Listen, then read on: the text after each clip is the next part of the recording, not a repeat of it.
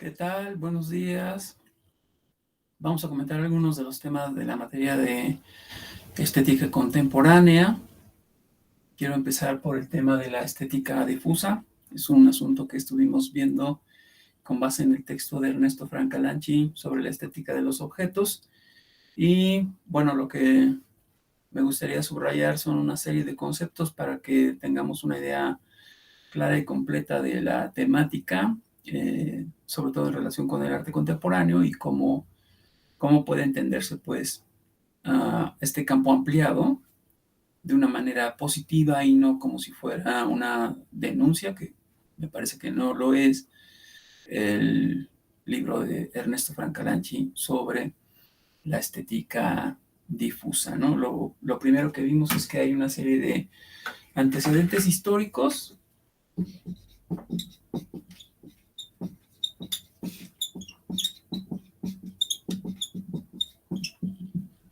en teorías del arte, sobre todo, no son propiamente estéticas, porque no se refieren a la recepción del espectador, sino más bien a las formas de producción, a los criterios de composición, estilísticos, técnicos, formales, en distintos historiadores del arte, además, sobre todo a principios del siglo XX, tenemos la idea de la voluntad artística o la voluntad de arte, la Kunstwollen. Tenemos también la distinción formal entre barroco y clásico en Heinrich Böcklin, que señalábamos. um, la pretensión de Böcklin es dejar claro que el barroco es un mal estilo artístico histórico, aunque el efecto fue el contrario. Bueno, no el contrario, no es que haya ocurrido que se haya afirmado como bello, más bien es que se convirtió en estilo, que ya no fue visto como una mala práctica artística, una deficiencia, una falla o algo así, sino que fue visto como estilo. Y eso significa que se convirtió en un fenómeno histórico y cultural. Por eso es que se difunde, por eso podemos decir que hay una estética difundida en el barroco, porque ya se la piensa a partir de estos dos libros sobre el arte clásico y la diferencia entre barroco y clásico en Heinrich Böcklin. Se distingue al barroco tanto como al renacimiento como estilos históricos, y eso quiere decir están en todas partes. Se difunden en las prácticas pictóricas, escultóricas, arquitectónicas, en el gusto del público, se difunde socialmente, y esto es lo que hace que se convierta en un estilo. Y la voluntad de artista pues es aún más amplia, más abierta, en la medida en que no solo aplica para las prácticas artísticas, sino se presume que los sujetos nacen artistas porque ya tienen una voluntad y que además está por encima de ellos, los supera con mucho, pues porque es lo que los conduce a hacer arte, ¿no? Entonces, en esta visión acerca de las historias, distintas historias de las formas, de los principios formales, técnicos, compositivos, pues se ofrece una posibilidad de ampliar el campo de la producción artística a algo mucho más cultural, en el sentido de que está a distintos niveles en toda la sociedad y no ya solamente en el campo estrecho de las prácticas artísticas, ¿no? También tenemos la idea del estilo orgánico de Wilhelm Borriger. Aquí el asunto es la presunción, pues, de que forma una unidad sistemática, por eso es un estilo, presumir que está en todos los niveles de la cultura, que está perfectamente organizado, que se encadenan, pues bien, y eso hace que artistas y no artistas, críticos, intérpretes, lectores, público en general, compartan una misma visión, porque la visión es presuntamente orgánica, ¿no? El otro momento importante para Francalanchi de antecedentes de la estética difusa, pues se encuentra en la teoría estética, cuyo punto de partida son las discusiones sobre el gusto en el siglo XVIII. Ahí había de inicio una especie de división, como hemos visto con Rancière, del sensorium. Se pretende que hay ciertas personas que tienen una capacidad sensible desarrollada por formación cultural, capacidades intelectuales, capacidades sensitivas, visuales, táctiles, olfativas, etcétera, que los colocan en una posición de privilegio frente al resto de la población, como personas que están mejor preparadas y formadas para apreciar el arte. Pero al mismo tiempo se reconoce que todos tenemos capacidades sensibles, todos tenemos los mismos sentidos, el gusto, el tacto, el olfato, así que lo único que está haciendo la diferencia es el grado de formación. Y por lo tanto, también ahí se podría presumir que incluso con un muy bajo grado de formación, se tiene una capacidad estética, por mínima que sea, por reducida que esté, por la atrofia de la sensibilidad, que puede ocurrir por el mal gusto o que puede ocurrir por el abuso de una sola perspectiva, de un solo gusto, o también por algún tipo de accidente, de defecto natural, ¿no? Pero ya se presume pues que está en todos los seres humanos la capacidad sensible, y ahí de nuevo hay una oportunidad para el desarrollo de la estética difusa, en este sentido de que es una estética difundida, ¿no? Que se mueve a todos los niveles, que se va ampliando y que podríamos decir ya no se reduce al campo del arte.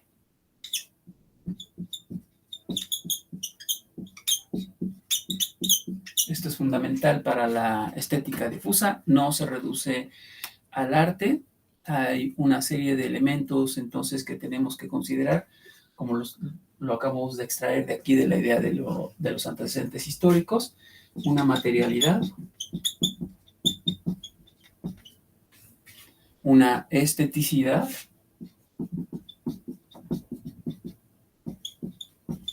y una ampliación del campo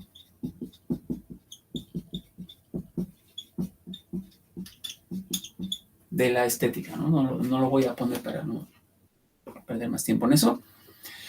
Entonces, la idea de una estética difundida conduce ahora en el siglo XXI, aunque yo creo que ya está ocurriendo en la segunda mitad del siglo XX, gracias sobre todo al pop art, especialmente en los Estados Unidos, a esta inflación de belleza.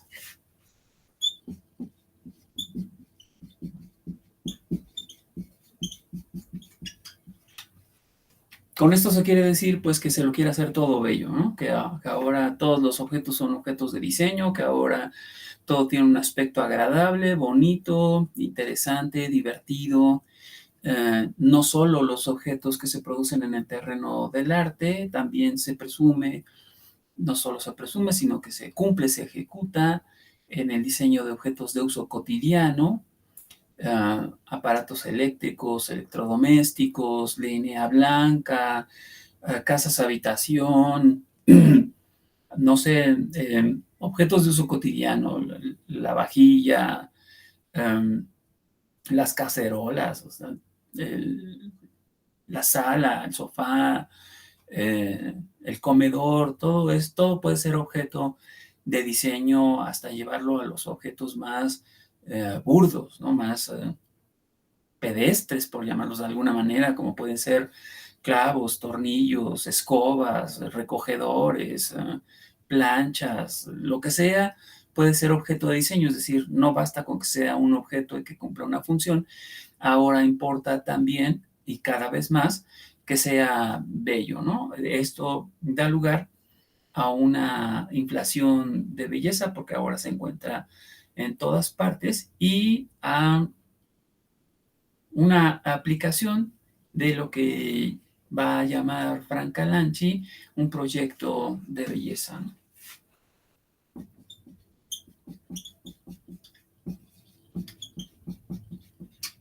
Hablando del proyecto, el concepto clave es el de diseño, ¿no?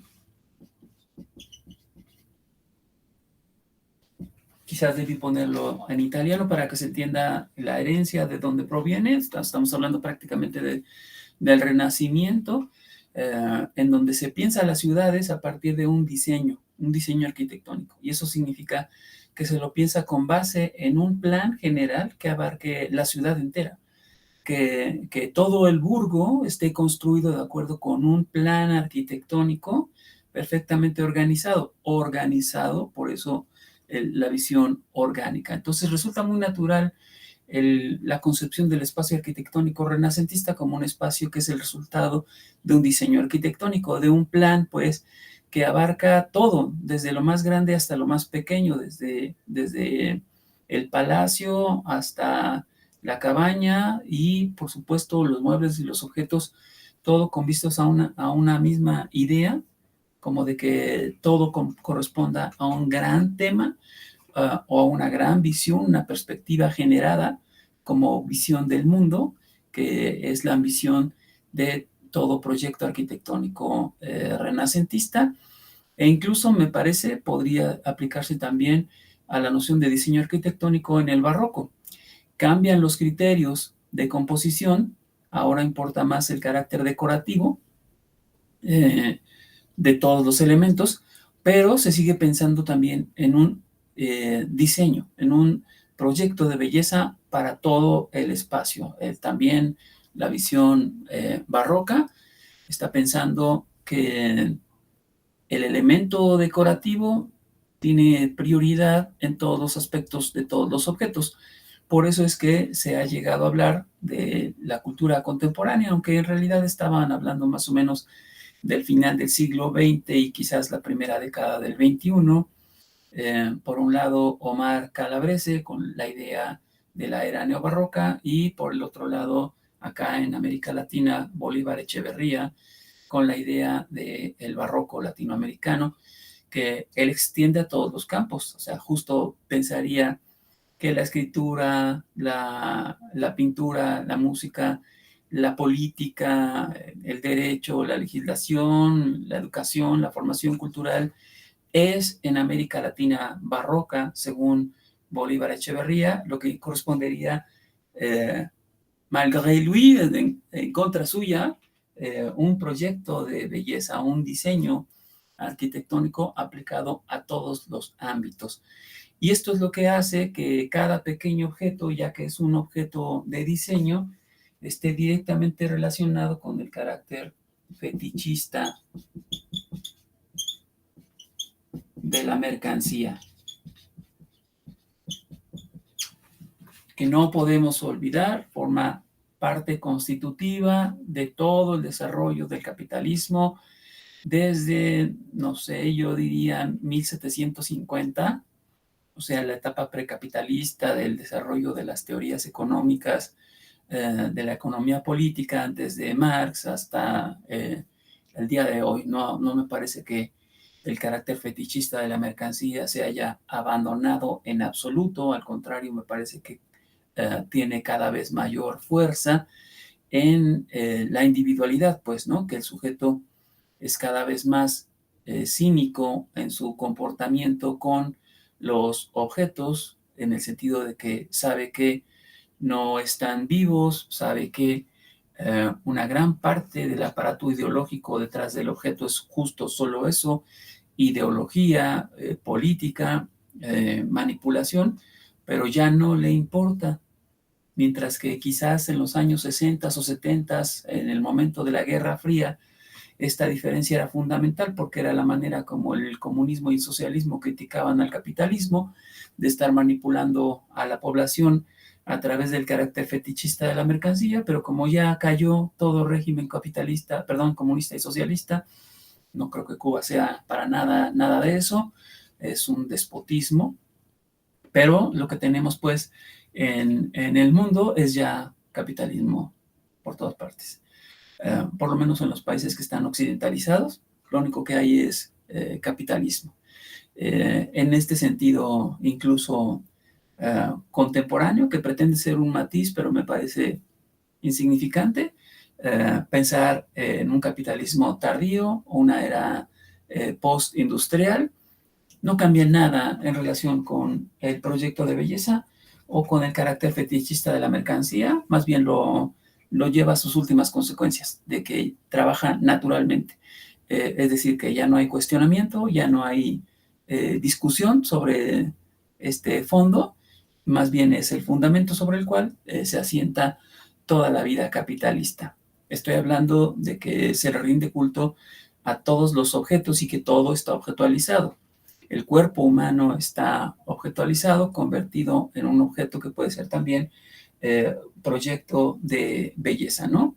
Todo lo que se le hace al cuerpo, agregar o quitar, cirugía plástica, maquillaje, adorno, diseño de ropa, fitness, ¿no? La educación del cuerpo, presumir que todo el mundo debería ser un atleta porque es muy sano y eres muy guapo y vas a ser feliz siendo deportista, está directamente relacionado con las formas de consumo capitalistas. Por eso podemos decir que todo este proyecto de la belleza es una Welt and Schauung, una visión del mundo completa, lo abarca todo, está en todas partes, a todos los niveles, es muy difícil tomar distancia crítica y creo que no puede ser, ya lo hemos dicho, crítica radical, solo puede ser crítica, es decir, una especie de actitud moderada es lo más que podríamos pedirle al sujeto y aún eso le cuesta mucho trabajo a la mayoría de las personas comportarse de manera moderada con el consumo. Estoy hablando no solo de comprar cosas, ¿no? Esto no es el consumo, más bien hablaríamos con términos como de Jean Baudrillard, de consumatividad, de hacer que todo sea consumible. La cultura, la educación, la formación, la inteligencia, la belleza, los valores morales, todas clases de praxis, la vida familiar, la vida académica, todo puede ser parte de este trabajo de consumo capitalista porque todo se convierte en un producto. Todo es evaluable, calculable y medible a través de este principio básico que vimos en Marx, el de la forma básica del trabajo como fuerza socialmente necesaria para producir un objeto y su necesaria, como consecuencia natural del proceso del capitalismo, transformación en mercancía, ¿no? Entonces eso es parte natural del capitalismo y no veo ninguna diferencia, tal vez sea defecto de formación, pero yo no veo ninguna diferencia entre hablar de capitalismo en su fase temprana, a finales del 19, o capitalismo altamente desarrollado, principios del siglo XXI, en estos términos, ¿no? De que hay un proyecto de belleza, de que hay un fetiche de la mercancía, de que conforma una Weltanschauung, de que todo objeto producido por el capitalismo es una mercancía, es un objeto de consumo y que contiene pues un montón de elementos ideológicos que son solo fuerzas mágicas y simbólicas que el sujeto antes no veía o se hacía como que no veía y ahora ve perfectamente y se sigue haciendo como que no lo ve. El aparato ideológico, quiero decir, ¿no? Porque si no, no consumiría de manera tan brutal, tan estúpida como lo hace, ¿no? Buscando siempre lo más nuevo, lo que acaba de salir, aunque no tenga ninguna diferencia con el resto de los objetos, la variación más insignificante hace al objeto deseable. Y por eso es muy importante el diseño, ¿no? Para saber qué elemento, qué aspecto del objeto se puede modificar para seguir vendiendo o produciendo. Bueno, voy a borrar esto.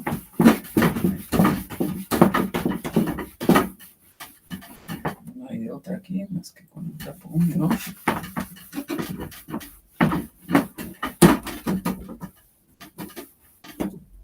Pero seguimos todavía en la estética rusa.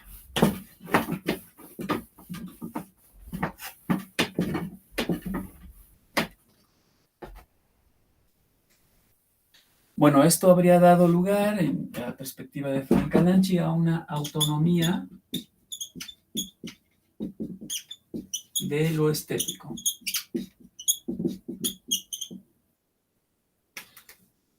Nos referimos precisamente a esto, a que ya no está encerrado en los márgenes de la producción artística. Los criterios academicistas o formalistas, si quieren, no necesariamente eso los dicta la academia, también nos puede dictar la propia praxis artística, pero ya no importan en estos otros terrenos en donde se está también trabajando desde un punto de vista estético a los objetos, que es simplemente en el consumo, ¿no? En el comercio, en la compra y venta de objetos de uso producidos a través de diseño. Ahí ya no importa, y quizás lo único que está ocurriendo es que se está ampliando también esta perspectiva con la idea de los objetos inteligentes,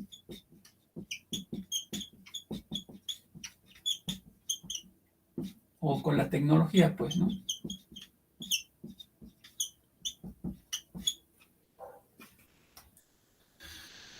Hablamos de toda clase de dispositivos tecnológicos que en primera instancia están estetizados, no son nada más objetos que cumplan funciones como básicas, como se pensaría normalmente quizás hace 50 años, 70 años, que se presumía que el desarrollo de la computación o el diseño de los aparatos electrónicos, las televisiones, los teléfonos, pues se presume que en principio perseguían fines de uso, ¿no? Hacer más eficiente la comunicación, hacer más completa y más compleja la participación, la interacción social, etcétera. No sé, como fines utilitarios realmente. Es difícil presumir que haya pasado eso, pero en principio sería como la base sobre la cual se produce un objeto, ¿no?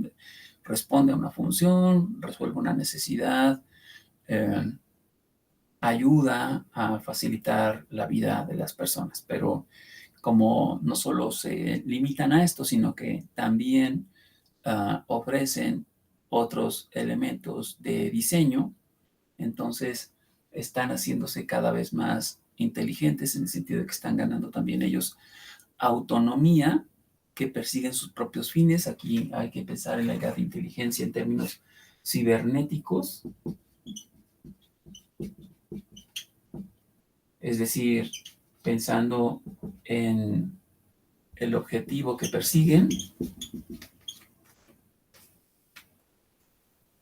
Ahí el origen de la cibernética está en la teoría general de sistemas y el control a distancia, el control remoto de armamento, para poder destruir al enemigo sin tener que estar ahí.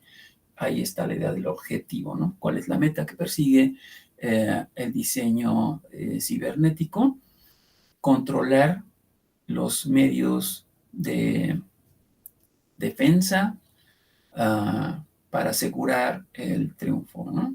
Y aplicado al terreno del consumo popular, digamos, de el grueso de la población que no está haciendo guerra, implica que los objetivos han cambiado, pero siguen estando controlados por los aparatos, no provienen de los intereses de las personas, sino que los aparatos controlan a las personas, no al revés. Esto es lo que quizás debe quedar muy claro. Y no hablamos de cosas tan elementales, que además que yo creo que ya superamos, que es simplemente la persona enajenada con el aparato. No hablamos de la enajenación de las personas con el aparato, sino más bien de cómo se ha vuelto fundamental para lograr objetivos, para llegar a metas, para alcanzar resultados.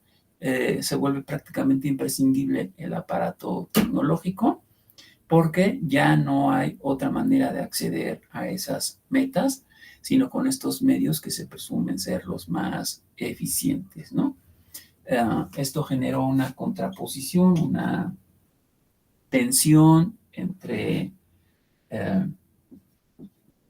el soft de la máquina y lo espiritual del ser humano, ¿no? Es otro punto importante que toca Frank Calanchi. Aquí estamos hablando de dos elementos que son intangibles, no son visibles, no son cosas captables por la percepción, pero que son muy poderosas, ¿no? Y por supuesto cada vez más poderoso el software frente a lo espiritual que está siendo desplazado, ¿no? Diríamos pues que el aspecto inteligible del objeto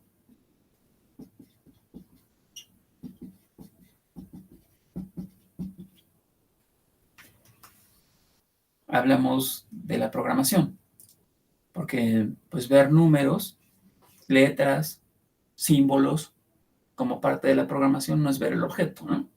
Más bien ahí está descompuesto en código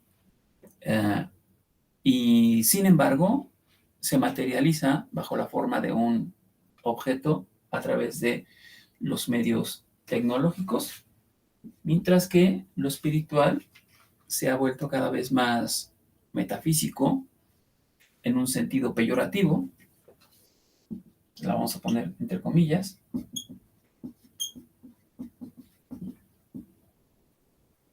en el sentido pues de que es cada vez menos creíble, menos aceptable. La cultura secularizada no necesita el ámbito de lo espiritual, aunque sigue necesitando un ámbito inteligible, un ámbito no sensible, pues, que le permita seguir creyendo en aspectos mágicos, uh, aunque ya no remitan al terreno de la religión. Ahí está legitimándose el carácter fetichista de la mercancía sin necesidad de apelar a religión y por lo tanto sin tener que considerar a las personas como, espérenme un momento, idólatras, ¿no? Aunque por supuesto que hay idolatría, pero el ídolo es algo muy contingente, no es el objeto del caso, la novedad, el objeto tecnológico, el auto del año, la pantalla más grande, etcétera, ¿no? No quiero detenerme en esas tonterías, pero se está desarrollando cada vez más este aspecto inteligible frente a este otro metafísico, y eso quiere decir que se está creando una realidad virtual.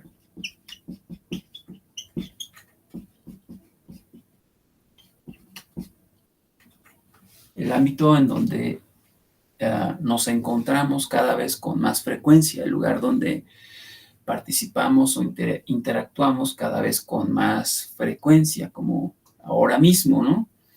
No hay nadie frente a mí y yo estoy haciendo de cuenta que estoy hablando con ustedes. Y esto implica esta realidad virtual, porque por supuesto en algún sentido se podría decir que sí, que no estoy solo, que les estoy hablando a ustedes, y que además nos podemos comunicar de manera prácticamente atemporal, porque ustedes pueden recurrir al video cuando se les dé la gana, a las 3 de la mañana, a las 7 de la tarde, no importa, y de todas maneras verán lo que estoy hablando ahora, y será para ustedes tiempo real, por más que sea completamente una especie, no una especie, una interacción virtual. No es una especie porque es real, no es algo que estamos haciendo, interactuamos en esta realidad virtual. También sería realidad virtual incluso si ustedes estuvieran ahorita mismo ahí en sus casas, en sus aparatos electrónicos recibiendo la señal, porque hay una interfaz digital que está transmitiéndose a larga distancia desde aquí hasta donde quiera que ustedes se encuentren y dando la impresión de máxima proximidad. Estamos aquí en esta realidad virtual, interactuando unos con otros, aunque la diferencia entre lo que yo digo y el momento en el que ustedes lo escucharían es tan pequeña que no se nota. Y cuando se nota, se siente ridículo, ¿no? Parezco robot y me ven mover la boca, pero no me escuchan, y un instante después, que es menos de un segundo generalmente, ya me escuchan y dicen, no, pues estás atrasado, ¿no? Esta sensación de que no llega la realidad efectiva hasta el otro lado, sino después de un instante, solo es posible porque la velocidad de la luz borra la distancia. Pero ahí está la distancia. La velocidad de la luz tarda tiempo, no es instantáneo, ¿no? Cuando yo hablo, no es instantáneo que ustedes me escuchen. Hay una distancia y esa distancia es el espacio de la realidad virtual en el que estamos interactuando. Bueno, podemos pues hablar de interfaces estéticas aquí, ¿no?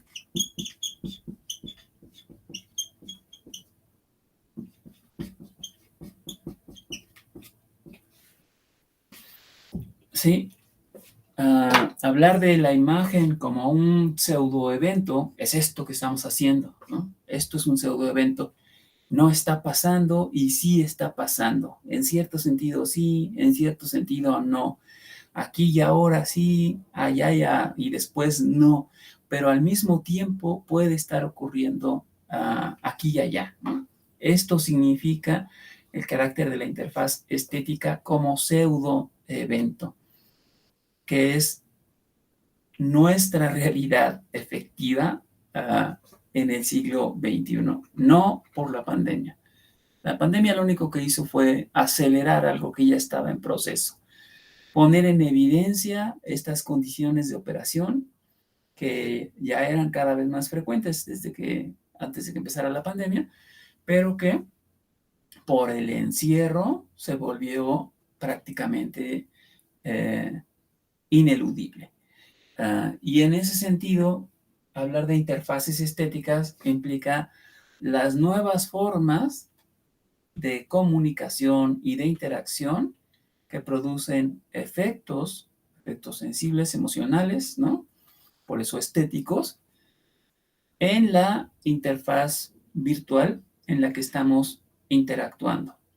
Hay una forma de interacción y de participación social en esta imagen virtual que estamos compartiendo ahora mismo o que yo estoy compartiendo con ustedes y que les ofrece a ustedes la oportunidad de interactuar, de participar, de comunicarse a través de este medio que es totalmente ficticio, ¿no? Porque está construido como un conjunto de datos al que ustedes van a poder acceder en cuanto yo suba este video a YouTube. En ese sentido, pues estoy empujando un montón de información, llevándola, subiéndola a la plataforma digital, haciéndola accesible a otro público y en ese momento generando pues uh, una interfaz estética y buscando de parte de ustedes la máxima interactividad, ¿no? Que ustedes escuchan, que atienden, que revisen, que lean, que participen, que se pregunten. Todos serían formas de esta máxima interactividad, que por supuesto es lo menos que se esperaría de una clase virtual, ¿no? Si no generan ustedes ningún tipo de acción, ha sido una mala clase, ¿no? Y ha sido un mal empleo del tiempo porque no produce efectos, ¿no? Y lo que estamos esperando de cualquier tipo de interacción virtual es la máxima interactividad, ¿no? Entonces, nos encontramos con un nuevo espacio, una nueva realidad, por eso habla Frank Calanchi, este es el último tema que voy a tocar, de un cuarto reino.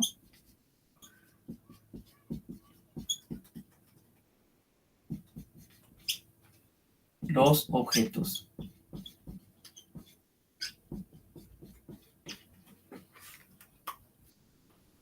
Porque esto es lo que ha ocurrido, ¿no? Ha habido una enorme ganancia de validez ontológica, contenido, significado, valor, experiencia estética, interactividad, participación, etcétera, con los objetos. Todo esto en relación con los objetos. Ya no son simplemente cosas inanimadas, ahora también son cosas con las que puede uno interactuar, como lo como lo hacíamos con los otros reinos, animal, vegetal, mineral. Ahora, por eso se habla de un cuarto reino, por la autonomía que han ganado, y la han ganado gracias a todo esto, ¿no? Gracias a su diseño, al plan de belleza al que responden, que les ha dado plena autonomía, que les ha hecho autoconsistentes, que mmm, diría yo que casi obligan al sujeto a darle consistencia ontológica de autonomía, de sí, así son ellos, como diríamos de una persona, así son, así es, ¿no? Es decir, ya no está en nuestras manos su constitución, sino en su propia manera de aparecer. Y todos los objetos comparten esta misma lectura y por eso podemos presumir justamente una visión cada vez más soft, cada vez más suave en ese sentido de que no es una realidad dura, material, pero tampoco es tan blanda como lo espiritual en la tradición metafísica de la historia de la cultura occidental. Es blanda porque no es sensible, ¿no? No se puede aprender, no se puede captar. Tampoco se puede captar o aprender del todo esta, pero es más materializable, precisamente porque puede convertirse en digital, es decir, es traducible en un código y ese código se puede transmitir como se transmite cualquier otra cosa. Por eso se habla justamente de que trabajamos con los objetos digitales como antes trabajábamos con los objetos físicos. Los envolvemos, los guardamos, los empaquetamos, los enviamos, los recibimos, los abrimos, los cortamos, los intervenimos, etcétera, etcétera. Casi todo lo que hacemos con los objetos de la vida cotidiana se pueden hacer también con los objetos digitales. En ese sentido es que alcanzan una cierta materialidad, un nivel de realidad, por más que sean inteligibles, inteligentes, no sensibles, pues, ¿no? Porque son códigos y ahí no los vemos como tales. Pero en cuanto se materializan, sea cual sea el soporte material en el cual aterrizan, se los puede manipular, se los puede transformar y por supuesto se los puede percibir, que es lo principal. Bueno, con esto terminamos el tema de la estética difusa y vamos a pasar ahora al tema del anacronismo en George D.B. Overman. Voy a dejar de grabar.